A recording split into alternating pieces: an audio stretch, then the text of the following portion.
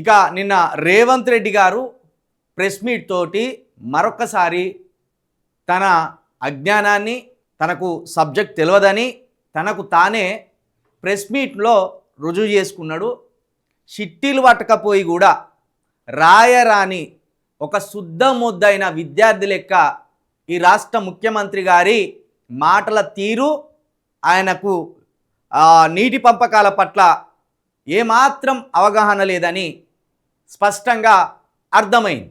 ఓ విధంగా చెప్పాలంటే సైన్స్ పరీక్ష రోజు తెలుగు చదువుకొని పోయినట్టు ఈ రేవంత్ రెడ్డి గారి మాటల తీరు ఉన్నది. ఆయన చెప్పే విషయం అట్లున్నది. సైన్స్ పరీక్ష రోజు తెలుగు చదువుకొని పోయి రాత్తమని పోయినట్టు ఉన్నది ఈ ముఖ్యమంత్రి గారి తీరు.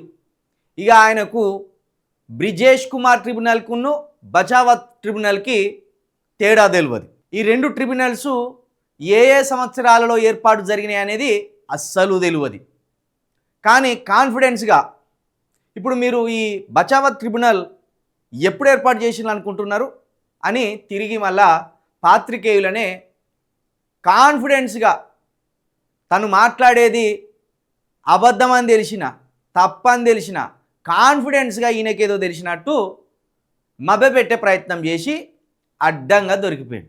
నేను అప్పటికీ చెప్పిన నీటి పంపకాల విషయంలో ఇక లొల్లి బంద్ చేయర్రి, ఏమన్నా ఉంటే ఆ నీటి నిపుణులను తీసుకొచ్చి ఆ నీటి నిపుణులతోటి ప్రెస్ మీట్లు పెట్టు ఇర్రి అని చెప్పిన.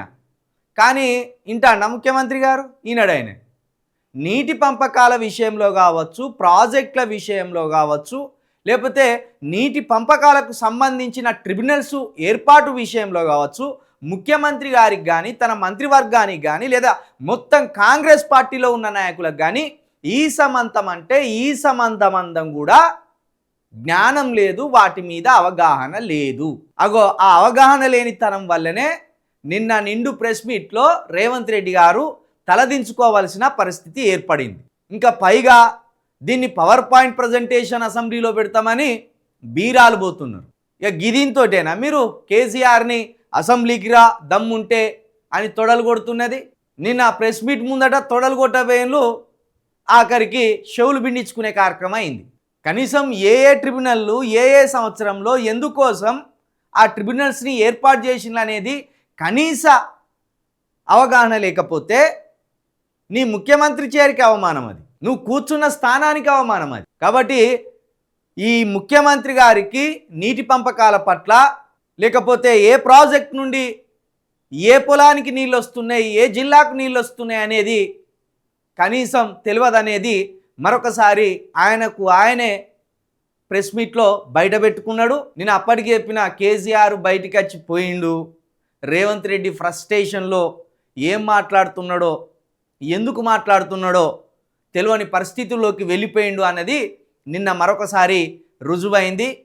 మరి ఈరోజు కూడా అన్ని పేపర్లో ప్రధానంగా ఈ పాలమూరు రంగారెడ్డి సంబంధించిన ఆ ప్రాజెక్టు గురించే ప్రధానంగా రాసుకొచ్చే ప్రయత్నం చేసిండ్రు. అసలు నిజంగా పాలమూరు రంగారెడ్డి పథకం ఏంటిది? కృష్ణా జలాల మధ్య వివాదం ఏంది? ఇది ఏ ప్రాంతాలతోటి ముడిపడి ఉన్నది? దీంట్లో ఎన్ని రాష్ట్రాలు ముడిపడి ఉన్నాయి అనేది ఇవాళ క్లుప్తంగా వివరంగా చెప్పే ప్రయత్నం చేస్తా.